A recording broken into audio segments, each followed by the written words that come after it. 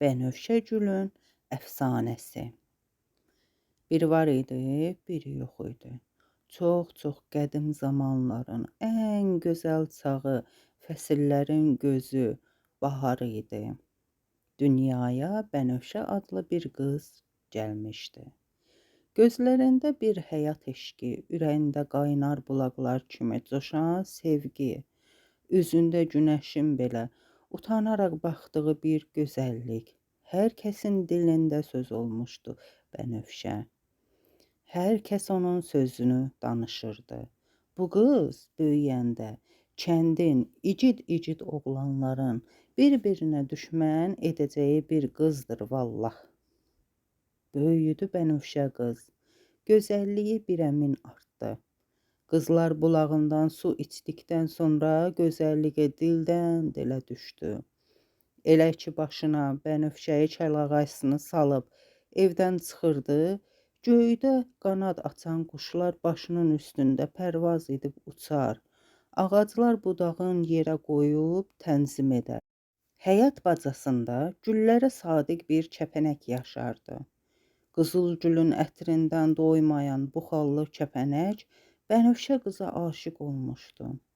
Qız evdən çıxar-çıxmaz ləçəklərdən ayrılıb onun çiyninə qonar.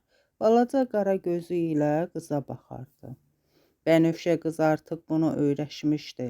Hər gün xallı kəpənəyini görmədən darıxardı. Gözü onu axtarardı. Bu dəfə də adəti üzrə çiyninə qonmuş kəpənəyi ovcuna aldı. Gözlərinin lap yaxınlığına gətirib diqqətlə baxdı. İlahi, necə də zərif, necə də kövrək idi. Burnunu kəpənəyin qanadlarına toxundurub onu qoxladı. Dərindən nəfəs alıb, "Ah, sən nə gözəl qoxursan, güllərin qoxusu mu çöküb sənə, kövrəyim? Sənin qanadların nə zərif, sənin ruhun nə incədir, hanı sənin ürəyin? Mən bu zərifliyin sahibi olduğum ürəyi görmək istərəm, kəpənəyim." Kəpənək Bənövşə qızın ovcundan uçub, yenə adəti üzrə onun yanaqlarına qondu. Bu kəpənəyin Bənövşə qıza sevgisi idi. Hər gün bu busəni almasa, kəpənək yaşamaz, ölərdi. Bənövşə saçlarından sürüşüb düşmüş kəlağayısını düzəldib, səhəngi çiyninə aldı. Bulaq başına su dalınca getdi. Yol boyu rastına çıxan gülləri, çiçəkləri oxşayır, ayağının altında tapdayar deyə addımını ehtiyatla atırdı. Kəlağayısının ucu havada yelləndikcə sinəsinin altı sarı rəngli bülbül ürküb qanadlarını çırpdı. Bənövşə qıza yaxınlaşa bilmirdi. Sanki dil bilməz heyvanlar da bu qızın gözəlliyinin sehrinə düşmüş, ondan ayrılmaq istəmirdilər. Bunun sirri görəsən nə idi? Bənövşə qızın əsrarəngiz gözəlliyi mi? Axı bu yurt çox sonaların məkanı olmuşdu. Niyə heç biri üçün nə kəpənəklər, nə quşlar, nə çəmənin rəngbərəng çiçəkləri bu sevgini görməmişdi? Bəs nə idi onlardakı bu istək? Bəlkə... Bulaq başı yenə də qalabalıq idi.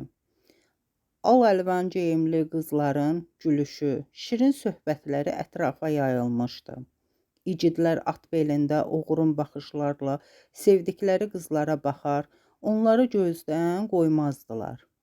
Bənövşənin gəlişini görən cavanlar atlarının yüyənini çəkib yol verərdilər.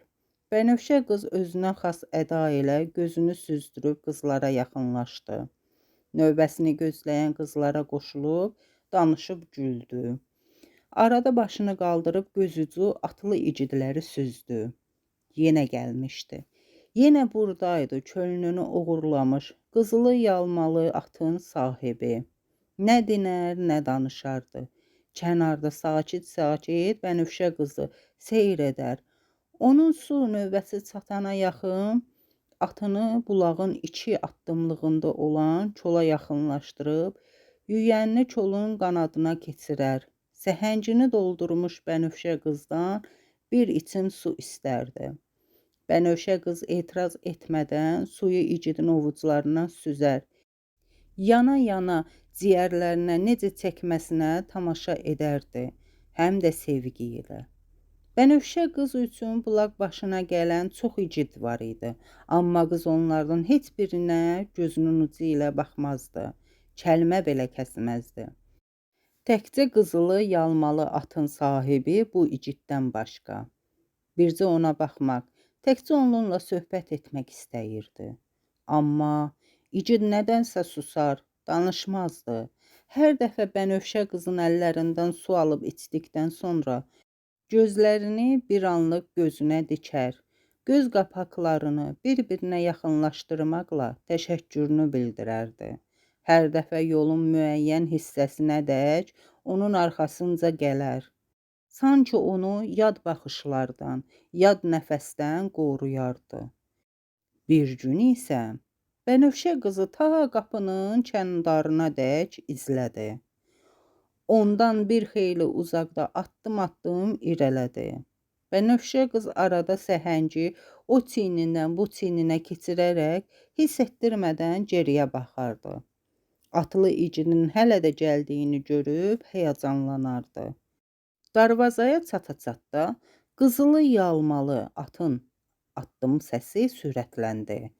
Bənövşə qızın ürəyi əsməyə başladı. Addım səsi yaxınlaşırdı. Çaparaq qıza yaxınlaşan igid, Bənövşə qız, gözlə məni, 3 gün çəkməyəcək, dönəcəm və səni alıb buralardan gedəcəm, özümə yar edəcəm, deyib uzaqlaşdı. Dünya təkcə yaxşıların çiynində bərqərar olsaydı, nə pislik, nə yamanlıq, nə müharibə, nə qan, nə qada, nə də ayrılıq olardı. Bənövşə qızın gözəlliyi el dolaşdığından yad ellərdən igidlər bu gözəli görmək üçün bulaq başına gələr. Qızdan hə cavabı almayıb ellərinə dönərdilər. Qonşu obada Qara Rəcəb deyilən biri vardı. Hamı igidlikdən at çıxaranda Qara Rəcəb vurub yıxmağı, baş kəsməyi ilə tanınmışdı. Nə qız bilərdi, nə gəlin, nə yaxşı bilərdi, nə yaman, nə ar bilərdi, nə namus. Kimi gördü, hansı qıza gəlinə gözü düşdüsə, qol gücünə alıb qoynuna salar, gül kimi qoxlayıb atardı. Qara Rəcəb Bənövşə qızı da görmüşdü. Bulaqdan qayıdanda oğrun çox izləmişdi. Amma qızılı yalmalı igid yaxın düşməyə imkan verməmişdi. Dedim axı, pislər olmasa yaxşılar zərər görərdimi heç? Hansısa bir pis, xəyanətkar biri Qara Rəcəbə xəbər göndərdi ki, Bənövşə qız bulaqdan tək qayıdıb. Fürsəti əldən vermədən Qara Rəcəb vaxt itirmək istəməyib, özünü bulaq başına çatdırıb. Bənövşə qızın yolunu gözləməyə başlayır. Bənövşə qız çox xoşbəxt idi bu gün. Sevgilisinin gəlişinə təkcə bircə gün qalmışdı. Sabah onlar görüşəcək və ömürlük qovuşacaqdılar. O evdən çıxıb örpəyinin ucunu hörüklərində bərkitdi. Yazın sonuna az qalsa da havada bir sərinlik var idi. Qapıdan çıxar-çıxmaz xallı kəpənək Bənövşə qızın gözləri önündə qanadlarını çırpıb qızın çiyinlərinə qondu. Bənövşə qız kəpənəyi ovucuna alıb gözlərinə lap yaxın gətirdi. Kəpənək əvvəlki kimi sakit oturmur, gah çırpınıb ovucundan çıxır, gah da qızın örpəyinə qonurdu. Bənövşə qız örpəyinə qonmuş xallı kəpənəyi yenidən ovucuna aldı. Niyə belə təlaşlısan? Səni incidənmi olub? Kəpənək sussa da gözündən bir damla yaş qızın barmaqları arasından süzüldü. Sən ağlayırsanmı zərifim? Kəpənək bu dəfə qanad açıb Bənövşə qızın hər iki yanağından öpdü. İnsan kimi dil açıb, bu gün bulaq başına getmə, Bənövşə qız, dedi. Bənövşə qız üzünü kəpənəyin zərif qanadlarından sürtüb, darıxma, tez qayıdacam, dedi. Yol boyu həmişə şən-şən, civ-civ edən quşların da səsi kəsilmişdi. Ağacların budaqları tərpənmirdi. Elə bil hamısı yasa batmışdı. Örpəyinin ta ucuna qədər yaxınlaşan sarı bülbülün də mahnısı eşidilmirdi. Bənövşə qız bir xeyli addımladıqdan sonra bülbülün həzin səsini eşitdi. Səfərdəyəm mən yol üstə, zalım düşmən dəymə yarıma, sən dəymə. Bənövşəmə, tər qönçəmə, tək yarıma qıyma fələk, sən əl dəymə. Bənövşə qız çevrilib geriyə baxsa da bülbülü görə bilmədi. Yol boyu çəmənin bütün çiçəklərinin gözü yaşlı idi. Yarpaqları şeh içində idi. Bənövşə qız bu səhnəyə mat qalmışdı. Onun sadiq dostlarının bu halı nə idi deyə düşünürdü. Bulaq başına enən Bənövşə qız səhəngini doldurub tələsik oradan uzaqlaşmaq istədi. Axı gözləyəsi kimi vardı? Yarı sabah dönəcəkdi hələ.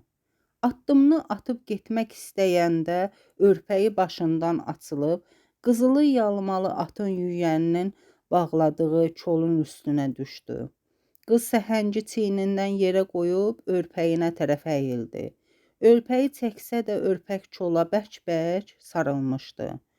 Bənövşə qız dizlərini yerə qoyub, örpəyini cırılmadan koldan ayırmaq istədi. Amma ha etdisə bacarmadı. Bənövşə rəngli örpəyin bir parçası ilişib kolun dibinə düşdü. Bənövşə qız gələn bəlanı hiss edərək oradan uzaqlaşmaq istədi. İcidindən ötürü qəribsədi, gözləri doldu, qəhər onu boğdu, iti addımlarla evə tələsdi. Bulaqdan xeyli aralanmışdı, qulağına çaparaq gələn atların səsi gəldi. Başını döndərib geriyə baxmağıyla qolundan yapışan qüvvətli əl ayaqlarını yerdən üzdü. Səhəng çiynindən düşüb yol boyu dığırlandı. Atlı çaparaq uzaqlaşdı. Qara Rəcəb kamına çatıb dünyalar gözəli Bənövşəni özünə zorla yar etdi.